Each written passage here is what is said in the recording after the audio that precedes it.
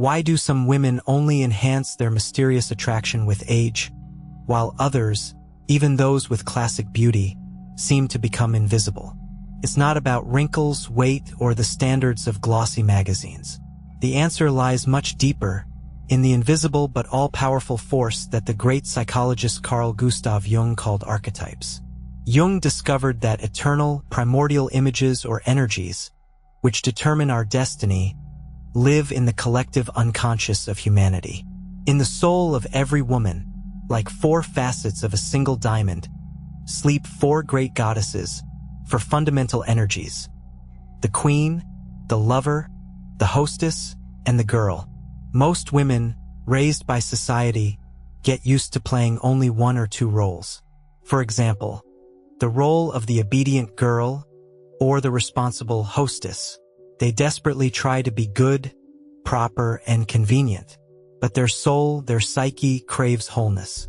It wants all 4 goddesses to awaken and sound in unison, creating a unique and inimitable melody. A woman who is just good is predictable. A woman who is just strong is tiresome. But a woman in whom all 4 archetypes are awakened becomes a true enigma. She can be regal and unapproachable, like the queen. A moment later, sensual and playful, like the lover.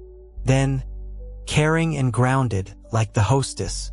And suddenly, light, inspiring, and naive, like the girl. She is unpredictable. She is whole. She is alive. And it is this multifaceted nature, this inner fullness, that drives men mad and evokes the deepest, almost mystical attraction. Today, we will embark on a journey into the inner temple of your soul. We will meet each of these 4 goddesses. We will learn their light and shadow sides. And most importantly, we will find practical keys to awakening the energy that may be sleeping inside you right now. This is not just information. It is an invitation to become who you were born to be. Are you ready to find out which goddess rules your life, and which one is waiting for her moment to grant you her indomitable power? Then let's start with the most regal of them. The first great energy that lives in a woman's soul is the queen. Her main quality is a sense of self-worth. This is not arrogance or pride. It is a deep, calm, inner knowledge of her unconditional value, which does not depend on external circumstances, others' opinions, or the presence of a man by her side. The queen does not need anyone to prove her significance. She radiates it. In the presence of a woman with an awakened queen archetype, men instinctively straighten their backs. It's impossible to speak to her dismissively, impossible to devalue her. Her gaze is calm and direct. Her movements are measured. Her speech is unhurried and weighty. She doesn't fuss, doesn't try to please, doesn't fawn. She knows her worth. And this worth is high not because she sets it, but because it corresponds to her inner essence. The queen is about boundaries. She knows absolutely clearly what is acceptable for her and what is not. And she communicates this to the world not through scandals and ultimatums, but through calm confidence. If a man is late for a date with her, she won't throw a tantrum or write angry messages. She will most likely just leave after 10 minutes, not answering his subsequent calls. Not out of resentment, but because her time is valuable, and she will not allow anyone to neglect it. She will not tolerate disrespect not because she is touchy, but because respect is the air she breathes. A man is incredibly drawn to this energy. In the queen, he sees not just a woman but a personality. He sees one who must be conquered, one he must live up to. She awakens his own inner core, his best qualities: responsibility, purposefulness, generosity. Next to a queen, a man wants to grow, to develop, to become a king. She doesn't demand it, but her very presence inspires him to great deeds. She believes in his potential, and this belief becomes his most powerful support. However, every light side has its shadow. The shadow queen is the snow queen or a tyrant in a skirt. If a healthy queen rules her kingdom, her life, with wisdom and dignity, the shadow one rules through coldness, control, and arrogance. She is critical, demanding, and perpetually dissatisfied. She uses her unapproachability not to protect her boundaries, but to humiliate others. She devalues a man, constantly pointing out his shortcomings, making him feel insignificant and perpetually guilty. It's impossible to relax around such a woman, impossible to be yourself. She exudes coldness, and men either run from her or turn into spineless, henpecked husbands, broken by her constant criticism. So how do you awaken the healthy, light energy of the queen within yourself? The first step is to work on your posture and walk. Your body is a direct reflection of your inner state. Stop slouching. Straighten your shoulders. Lift your chin. Walk as if you have an invisible crown on your head. Don't rush. Move smoothly with dignity. This simple physical action sends a powerful signal to your brain. I am important. I am significant. Try it right now. Straighten your shoulders. Do you feel how your state changes? The second step is to learn to say no without guilt. Start with small things. Say no to things you don't want to do without long apologies or excuses.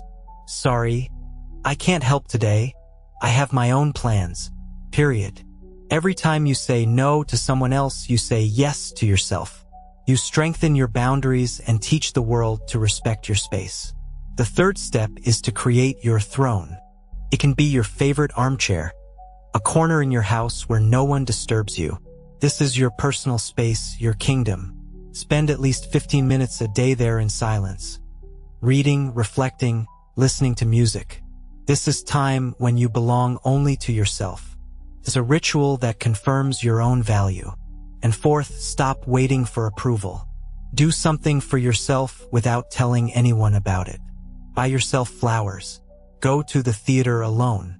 Start learning something that is interesting only to you, even if it seems useless. Your value does not depend on whether someone else sees it. When you fill yourself with a sense of self-worth from within, it begins to be broadcast outward as a calm, indestructible force. And this is the power of the queen. If the queen is our inner core, our reason, and our boundaries, then the second great goddess in a woman's soul is the lover. Her element is feelings, emotions, the body, and pleasure. It is the pure, unclouded flow of life energy that Jung called libido. If the queen is a crystal, hard and clear, then the lover is a river, fluid, changeable, and all-pervading. A woman with an awakened lover archetype lives not in her head, in a world of rules and logic, but in her body. She experiences the world through all five senses with incredible acuity. She doesn't just eat. She savors the taste of every bite. She doesn't just listen to music. She dissolves into it. She inhales the aroma of morning coffee or damp earth after rain as if it were the greatest gift. Her main talent is the ability to derive deep, sincere pleasure from the very process of life, from every moment. The energy of the lover is incredibly magnetic. In her presence, a man begins to feel truly alive. She awakens his own suppressed feelings and instincts. Next to her, he remembers that life is not only about goals, duties, and achievements, but also about play, passion, and spontaneity. The lover doesn't try to be proper or good. She is real. She can laugh loudly and contagiously if she finds something funny, and cry bitterly if she is hurt, unashamed of her emotions. She is not afraid of her desires. She is not afraid of her sexuality, perceiving it as a sacred life force. She lives in a flow, and this flow captivates and intoxicates. Unlike the queen, who builds boundaries, the lover elegantly dissolves them. She creates a space of intimacy, trust, and deep emotional connection. You can be vulnerable with her because she doesn't judge. She feels. She doesn't analyze a man, dissecting him. She senses him with her entire being. Her main tool is not logic, but intuition. The lover woman is playful. She adores flirting, hints, secrets, and subtleties. There's always a spark in her eyes, a promise of adventure. She is unpredictable. Today she can be tender, affectionate, and peaceful, like a warm summer night. Tomorrow, wild, untamed, and passionate, like a thunderstorm. It is this changeability, this fluidity that drives men mad. She doesn't let them get bored. She makes them rediscover her and, most importantly, themselves again and again. But, like any powerful force, the lover has her shadow. The shadow lover is a seductress who uses her sexuality and sensuality for blatant manipulation and personal gain. She is a woman addicted to male attention like a drug. She constantly seeks validation of her attractiveness, changing partners but unable to build a deep, real connection because she fears intimacy. Her sensuality turns into promiscuity, and her emotionality into uncontrolled hysteria and drama. She lives in a perpetual chaos of feelings, dragging her man into it as well. It is impossible to find peace with such a woman. She drains, takes energy, creates emotional roller coasters, leaving behind only a scorched earth and emptiness. So how do you awaken the healthy, light energy of the lover without falling into her shadow, destructive side? The first and most important key is to return to the body. Stop living only in your head, in the world of thoughts and anxieties. Start feeling. The simplest practice is to consciously experience moments through the five senses. When you drink tea, don't think about problems. Concentrate on its aroma, its taste, the warmth of the cup in your hands. When you walk down the street, feel the wind touch your face. Hear the city noise. Notice the colors around you. This brings you back to the here and now, to the reality of the body. The second key is to develop your sensuality. These are self-care rituals that you do not for someone else, but for your own pleasure. Buy yourself beautiful silk or lace underwear, even if no one sees it. Use a delicious, fragrant body cream after a shower. Light scented candles. Take a bath with rose petals. Turn on your favorite music and just dance in front of the mirror, enjoying the grace and beauty of your movements. Allow yourself to be sensual.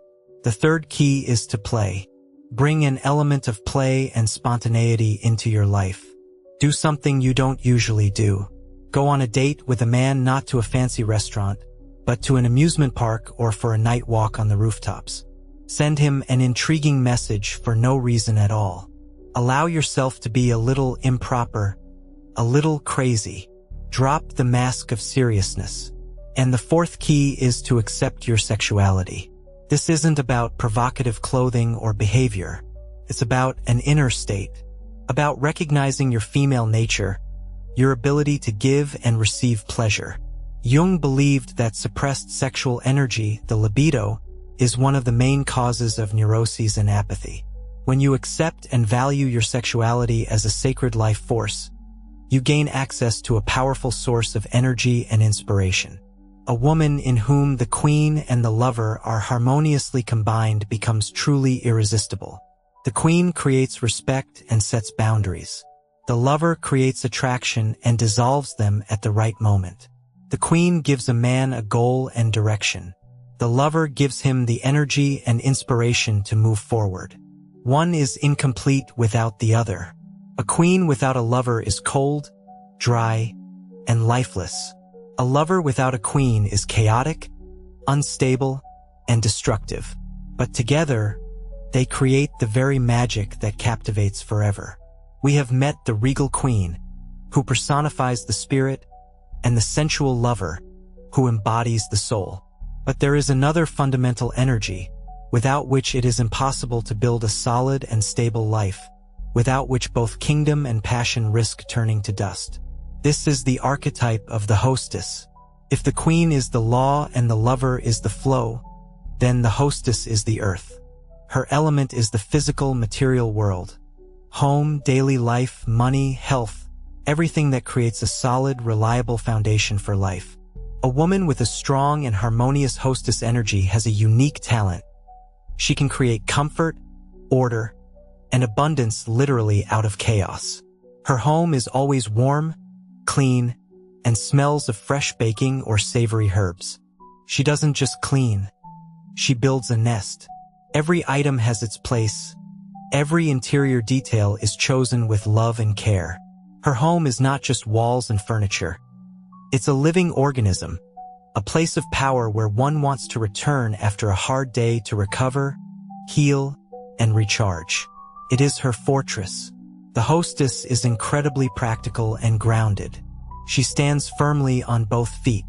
She doesn't have her head in the clouds. She lives in reality. She knows how to handle money. She knows its value. She knows how to earn, save, and multiply it. She plans a budget, creating material stability and security for herself and her family. She is also the guardian of health. She takes care of her body and the bodies of her loved ones. She knows which food is healthy, which herbs heal, how to create a healthy daily routine, how to care for the sick. Her care is material and tangible. For a man, the hostess woman is a symbol of reliability, stability, and an unbreakable home front. She is the harbor his ship can return to after any storm in the outside world.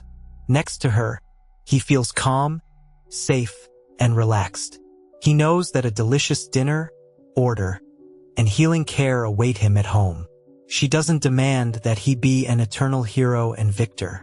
She allows him to take off his armor, relax, and just be a tired person.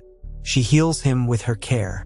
It is the hostess who creates the fertile, safe space where children, projects, and relationships can be born and grow.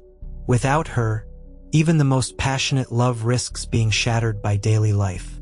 The hostess archetype is closely linked to the maternal instinct but is not limited to it. It is, in a broader sense, the ability to care for, nurture, cultivate, and multiply.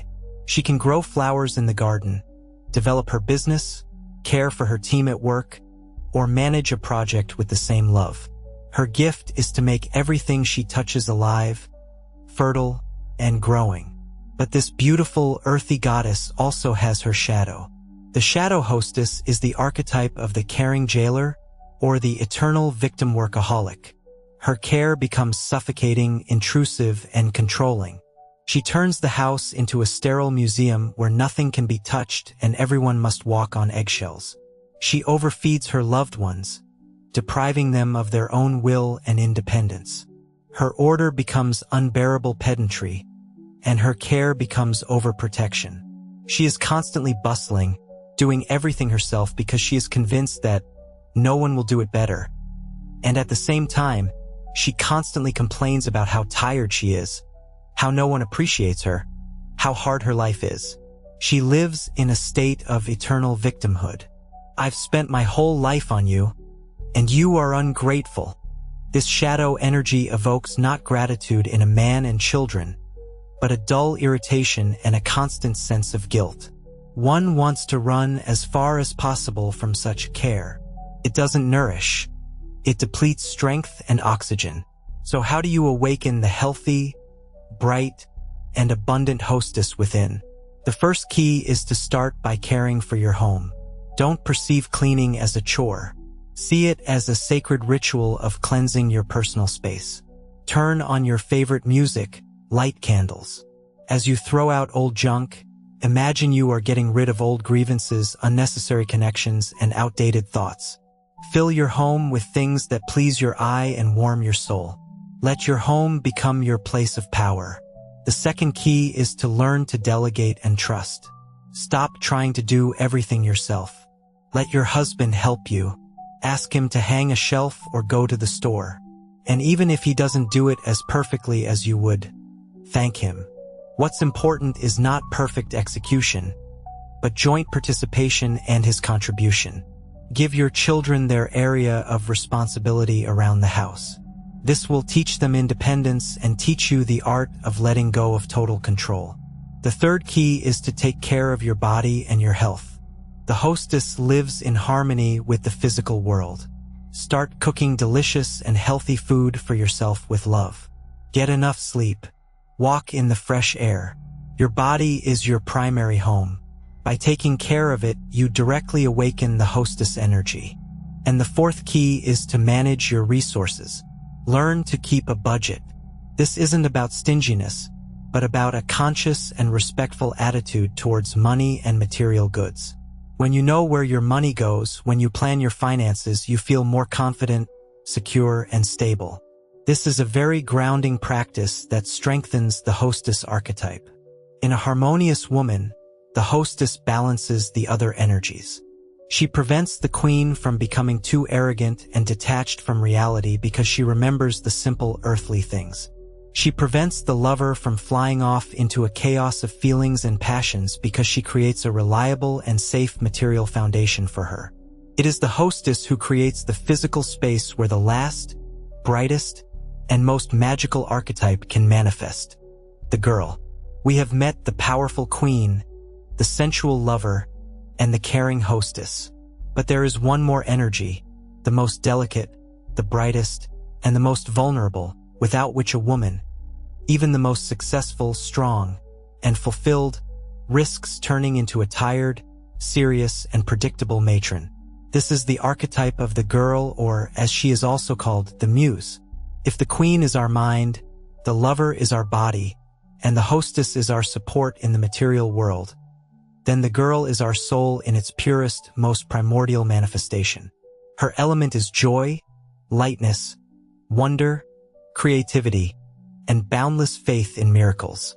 It is that part of us that doesn't know the words impossible, and it's not proper. A woman in whom the inner girl is alive and manifest knows how to rejoice in simple things like a child. The first snow, a rainbow after the rain, a funny dog on the street, a beautiful sunset. She has not lost with years the ability to be amazed by the world and to see magic in it. A genuine, lively interest in life burns in her eyes. She is spontaneous, open to everything new. She is not afraid of looking funny, naive, or direct.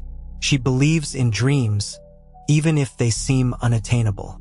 She trusts the world and people, not expecting a trick. It is this energy that makes a woman young at heart, regardless of the age in her passport. This is the very inner child that psychologists talk so much about. For a man, a woman with a manifest girl archetype is a source of inspiration and pure joy. She is his muse. Next to her, he sheds the burden of responsibility, seriousness, and social masks. He himself becomes a bit of a boy, remembering his own forgotten dreams and hobbies. She awakens his creative side, his excitement, his thirst for adventure. It's never boring with her. She knows how to play, to laugh at herself, to turn any ordinary day into a small celebration. Her sincere trust in a man works true miracles. When she looks at him with genuine admiration and faith, she tells him without words, "You are my hero. You are the strongest, the smartest. You can do anything." And this faith, this admiration, gives him wings. He is ready to move mountains, to live up to her expectations, and to see that delight in her eyes again. She doesn't demand feats from him. She inspires them. She is the light, favorable wind that fills the sails of his ship and leads him to new horizons. But, like all goddesses, the gentle girl has her dangerous shadow. The shadow girl is an infantile, capricious, and completely irresponsible princess. She doesn't want to decide anything. She doesn't want to take responsibility. She wants to be held and a new dress. She is incapable of taking care of herself, either emotionally or financially, and expects a man, like a daddy, to solve all her problems, guess her desires, and protect her from reality. Her lightness turns into frivolity, her naivety into foolishness, and her emotionality into constant whims, resentments, and manipulation. She does not inspire a man but turns him into an eternal rescuer and parent, which quickly exhausts and destroys any relationship. So how do you awaken the bright, inspiring girl within yourself without falling into destructive infantilism? The first key is to allow yourself to rejoice and be amazed. Consciously look for reasons for joy every day. Stop being too serious. Look at the world through the eyes of a child seeing it for the first time. The second key is to allow yourself to be useless and to play. Find a hobby that has no practical use but simply brings you pure pleasure. Draw, sing, do puzzles, ride on a swing in the park. Do something just because it's fun and interesting to you. The third key is to learn to ask for help and accept it with gratitude. This is not a sign of weakness or infantilism. It is the ability to trust the world and people. Let a man open a door for you, carry a heavy bag, help you with advice. Sincerely, like a child, thank him, saying, "Thank you, you're my savior. I couldn't have managed without you." This will show him his significance and strength, and he will want to help you again and again. And the fourth, most important key, believe in the best. In yourself, in your man, in the world. Even when things go wrong, maintain a spark of optimism and faith that everything will ultimately work out for the best. Your faith is a powerful creative force capable of working miracles. A true, whole, magnetic woman is not one fixed archetype. She is a living, iridescent dance of all four energies. She knows how to flexibly switch between them depending on the life situation. At work, conducting negotiations, or defending her project, she is the queen. Responsible, confident, setting the rules. In the bedroom with her beloved man, she is the lover. Sensual, passionate, playful, and uninhibited. Creating comfort at home, preparing dinner, or caring for loved ones, she is the hostess. Practical, grounded, reliable, and healing. And when she is resting, creating, dreaming, or simply enjoying life, she is the girl. Light, direct, trusting, and inspiring. It is this ability to be different that makes her unpredictable, deep, and truly alive. A man never knows which of her facets he will see today, and this keeps him constantly engaged, constantly rediscovering her. The path to this wholeness is a path of self-discovery. It is the courage to meet each of these four goddesses within yourself, to acknowledge their light sides and their shadow manifestations, and to learn to consciously manage these energies rather than letting them manage you. If this conversation resonated in your soul, ask yourself a few diagnostic questions right now. Which of my goddesses is currently asleep, and which, on the contrary, has seized all power and become a tyrant or a victim? What energy do I lack most in my life right now? The dignity of the queen, the pleasure of the lover, the stability of the hostess, or the lightness of the girl? The answer to this question can be the beginning of your most exciting journey, the journey to your wholeness. Write in the comments which archetype you feel most strongly in yourself, and which one you would like to awaken. Let this be your first step. Thank you for being with us. Subscribe to the channel, and may all your inner goddesses awaken and sound in a beautiful, unique, and inimitable harmony.